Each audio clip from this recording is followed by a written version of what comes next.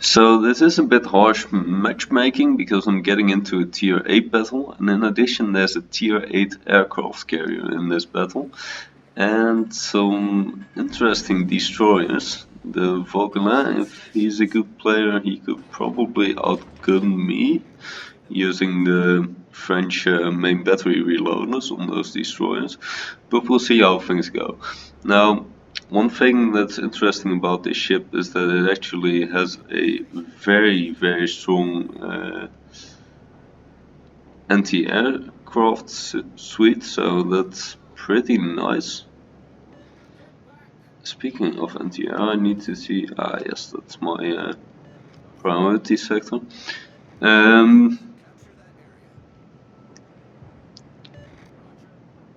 So we'd sort of need to see now what would be wise to do, because most of our team is headed to B and C. Would kind of like to go to A, but it doesn't seem like too wise of a plan. So maybe let's not do that then.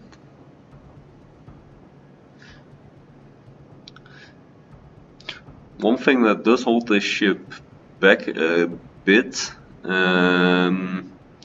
is the fact that it only has a gun range of 13 kilometers and there's no way to increase it. So you don't have a spotter aircraft, you don't get to, which would only be temporarily, but you don't get to use AFT skill to increase it because the caliber is too high, you don't get a range upgrade or anything. So it's 13.2 kilometers and that's it. And well, that's interesting. But yeah, we can make it work. If we look at the detectability is 8.3 kilometers, and that's insanely low for a cruiser. I think, in fact, this might be the best concealed cruiser in the entire game. But I'm not quite sure of that.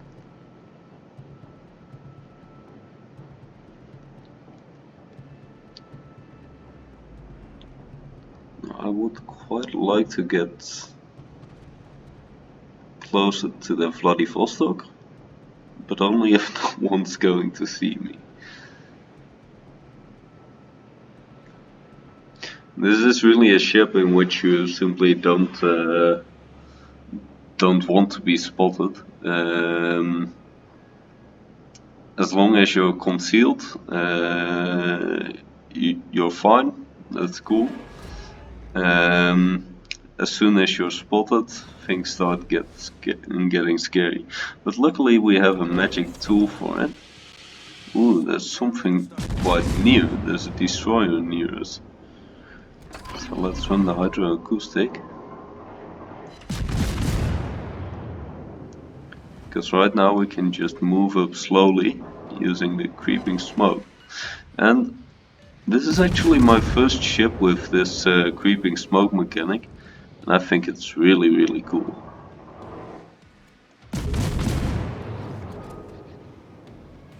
Am I going to drop torpedoes towards him? Yeah, I am.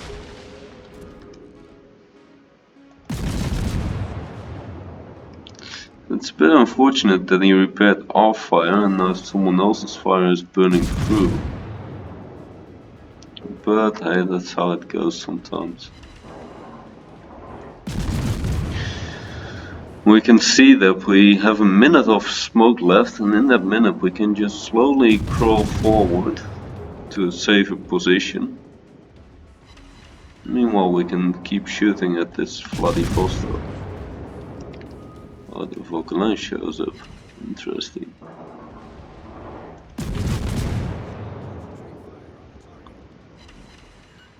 Oh, nice hit there. That's what I like to see.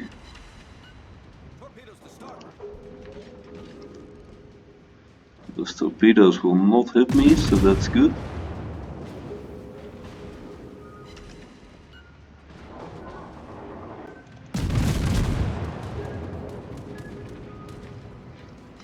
Shooting down some aircraft.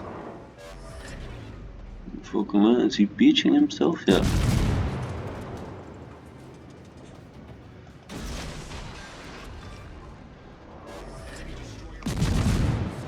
So now we are in a bit of a nasty situation because the Vladi is really close and my smoke screen is done for.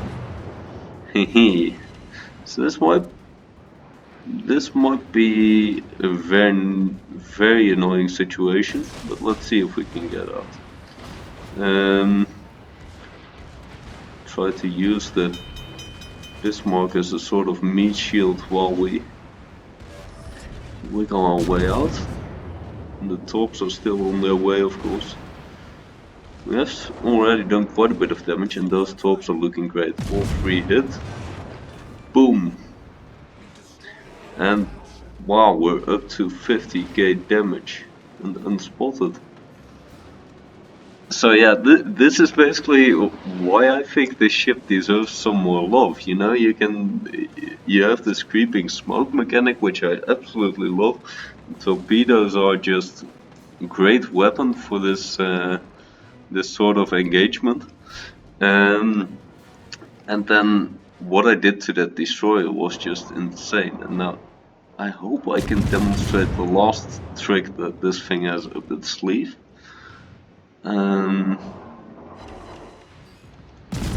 Not quite, but we can actually already fairly see it here. The armor piercing shells of this thing are, despite its caliber, not that bad.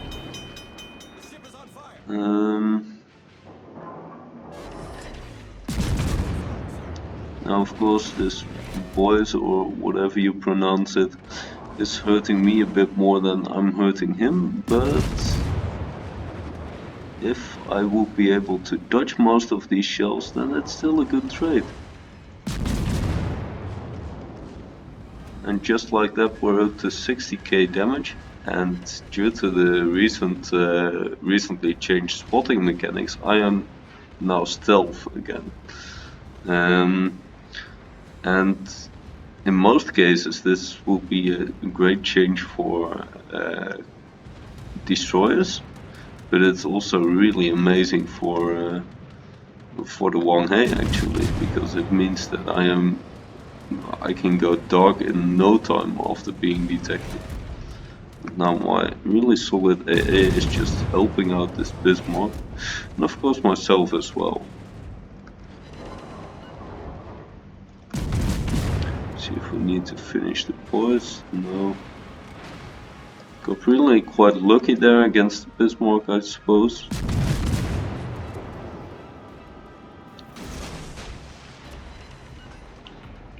Do I want to use my creeping smoke? I think so. Yeah, let's do so.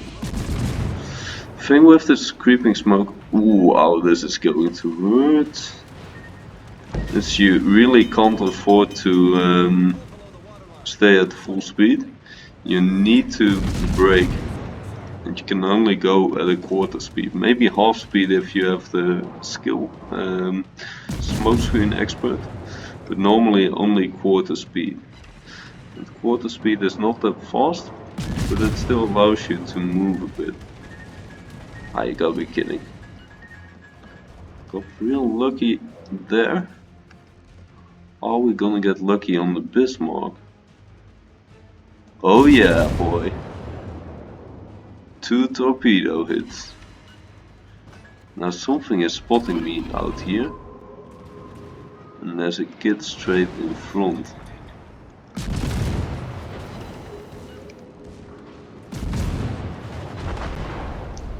Okay, but wow, this is actually the best battle that I've ever had in this ship. So this is not quite fair maybe, but I think this demonstrates fairly well that this thing is actually capable of working its magic. 112,000 damage in a tier 6 ship that many people consider to be a bad ship. And we're actually still running slightly up. No, it stays at 112. 2 kills, did massive damage on the Bismarck and the Vladivostok, 5 torpedo hits. Yeah, this is just, and You know, I think the best is it's not just a damage dealer. It's a really fun ship. Because you have this creeping smoke, you've got the hydroacoustic, which allows you to sit in this smoke, but also then defend yourself against things like the kid. Of course, arguably, in this case, it wasn't very useful because the kid could still gun me to death with relative ease after I took the torpedo. But normally, this would allow you to be very flexible. And I think I have had a very big influence in this battle. Um, and I'm not sure if we're going to win this, but I think so. So what I'm gonna do is I'm gonna wait out the battle and then show you guys the result, and then we'll discuss a bit further. So after a pretty exciting end play, we actually won the battle, and I think I can say I had a fair bit of influence on this battle, destroying the Vauquelin, destroying the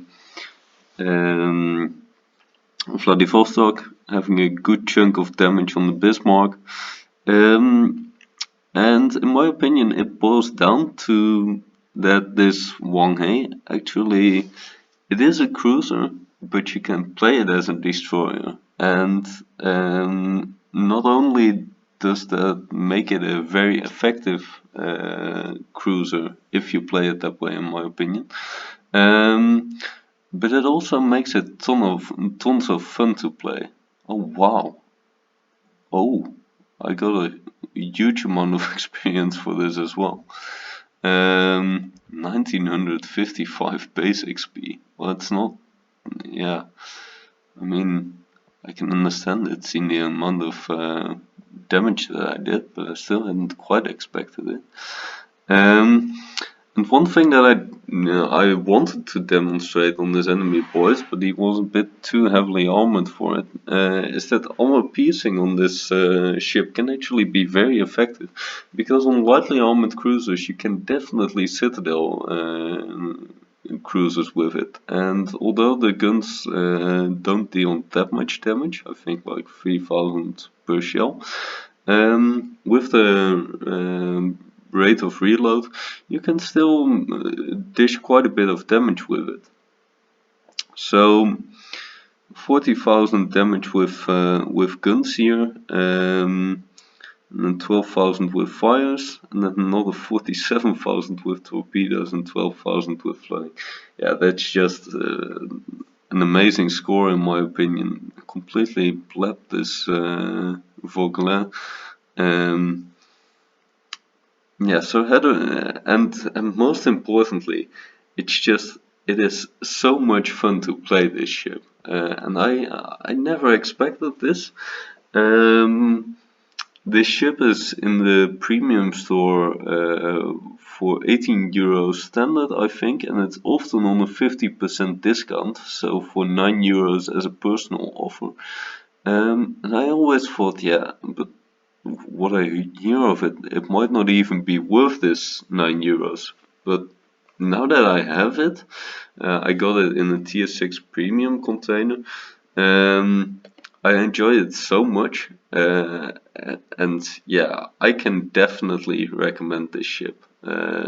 So if you like destroyers and if you like these gimmick ships, well, this will be 9 euros well spent.